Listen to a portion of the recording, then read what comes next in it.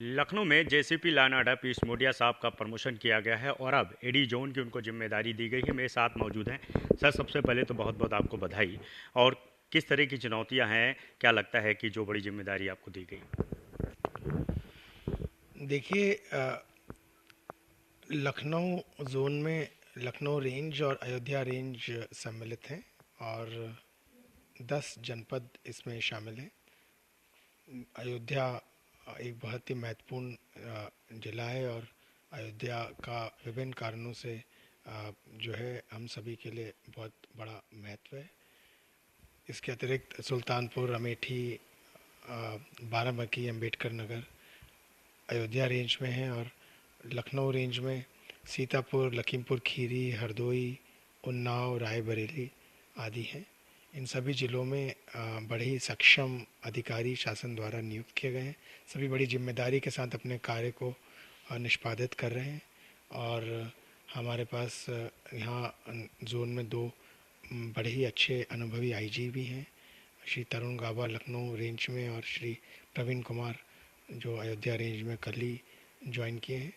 पूर्व में बड़े बड़े और महत्वपूर्ण स्थानों पर कार्य करने का उन्हें अनुभव है। हम सभी लोग एक टीम की तरह इस पूरे जोन में शासन के निर्देशों का अनुपालन सुनिश्चित कराएंगे और सुनिश्चित करेंगे कि कहीं नाइंसाफ़ी ना हो और सभी लोगों को न्याय मिले। समस्याओं का तुरंत निस्तारण हो। शासन की प्राथमिकताओं से अवगत कराने के लिए सभी जनपदों में जाकर मैं स्वयं वहाँ की जो पुलिस टीम है, सभी थानाध्यक्ष, डिप्टी एसपीज़ और एडिशनल एसपीज़ के साथ शीघ्र ही मीटिंग्स करूँगा। अभी मैं कल अयोध्या जाकर वहाँ की एक पहली समीक्षा करके आया हूँ और आने वाले दिनों में यह कार्य अन्य जनपदों में पूरा कर लिया जाएगा। आपको एक ही बात कहना चाहता हूँ कि हम सभी ईमानदारी के साथ और पूरी पारदर्शिता के साथ लोगों को जो की अपेक्षाओं को पूरा करने में अपना योगदान दें। ऐसी हमारी मंशा है, ऐसा ही शासन भी चाहता है, ऐसे ही माननीय मुख्यमंत्री महोदय द्वारा सभी को निर्देशित भी किया गया है।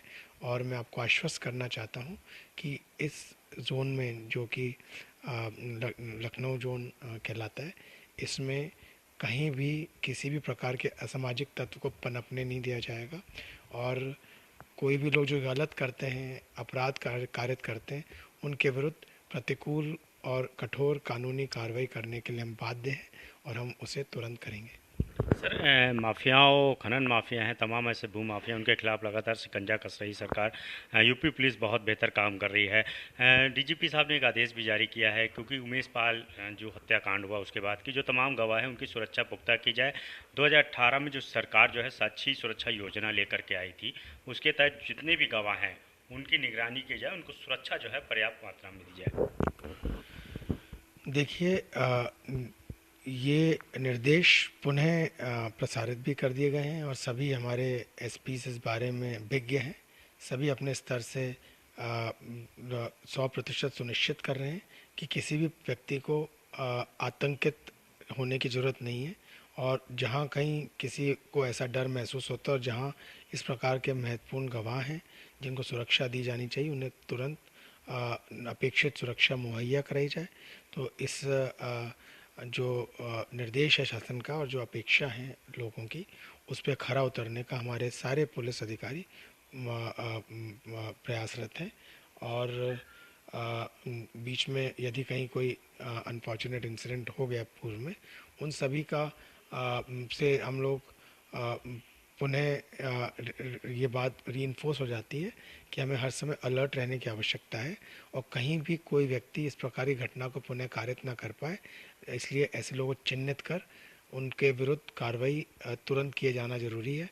हमने ये निर्देश अपने अधिकारियों को दे भी रखा है और आने वाले दिनों में जो गोष्ठियाँ हम करेंगे उसमें ये हमारा एक महत्वपूर्ण विषय होगा।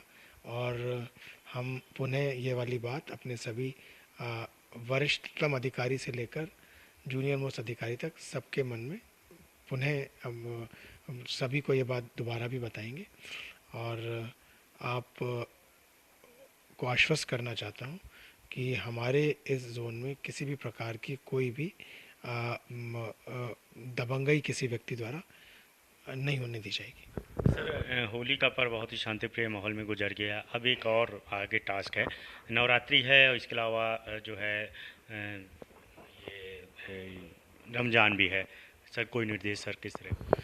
देखिए, हम जो हमारा स्टैंडर्ड ऑपरेटिंग प्रोसीजर है, जिसमें हम किसी भी त्यौहार के पहले सारे स्टेक होल्डर्स से वार्ता करते हैं, सारे धर्मगुरुओं के साथ गोष्ठी करते हैं, इलाके के जो व्यापार मंडल हैं, अन्य एसोसिएशंस हैं, प्रतिष्ठित लोग हैं, पत्रकार बंधु हैं, सबके साथ अपनी जो अ, उनकी अपेक्षाएं और अपनी अपेक्षाओं को शेयर करते हैं और सुनिश्चित करते हैं कि बड़े ही सौहार्दपूर्ण वातावरण बने, जिससे कि दोनों सभी धर्मों के त्योहारों को मनाने में कोई परेशानी ना हो। पूर्व में भी ऐसे कई मौके आए जब एक साथ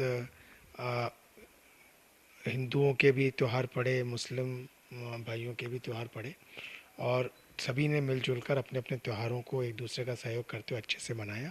हम सुप्रीम कोर्ट की, शासन की, माननीय मुख्यमंत्री जी की गाइडलाइंस जो दी हुई हैं उनका पूरा अनुपालन सुनिश्चित कराएंगे और यही अपेक्षा हम सबसे करते हैं। आपके माध्यम से सभी से कहना चाहता हूँ कि जो गाइडलाइंस है, जैसे कि एक पर्टिकुलर डेसिबल लेवल से ज़्यादा लाउड स्पीकर की आवाज़ ना हो, सार्वजनिक स्थल पर, सड़क पर यातायात बाधित ना हो, कहीं भी हम कोई भी कार्यक्रम इस प्रकार से करें कि अपने अपने मंदिर अथवा मस्जिद के परिसर में सीमित रहें और आने जाने वाले लोगों को परेशानी ना हो, स्कूल में पढ़ने वाले छात्रों को डिस्टर्बेंस ना हो। ये कुछ मूल बातें हैं जिनको हम पूरी तरह से लागू करने की कोशिश करेंगे और कर लेंगे, इसका हमें पूरा विश्वास है। जहाँ कहीं कोई असामाजिक तत्व चिन्हित होते हैं और उनके बारे में जानकारी प्राप्त होती है, तो उन्हें चिन्हित करने के पश्चात उनके विरुद्ध कठोर कानूनी कार्रवाई की जाएगी। और जो पूर्व में किसी प्रकार का अपराध कारित किए हुए लोग हैं और अब बेल पर बाहर हैं, यदि वो किसी प्रकार का अपराध पुनः कारित कर रहे हैं या कहीं भी नियमों का उल्लंघन कर रहे हैं, तो उनके बेल कैंसिलेशन भी हम तुरंत मूव करेंगे। शुक्रिया सर। कैमरा में एस के वर्मा, साधन भारत समाचार, लखनऊ।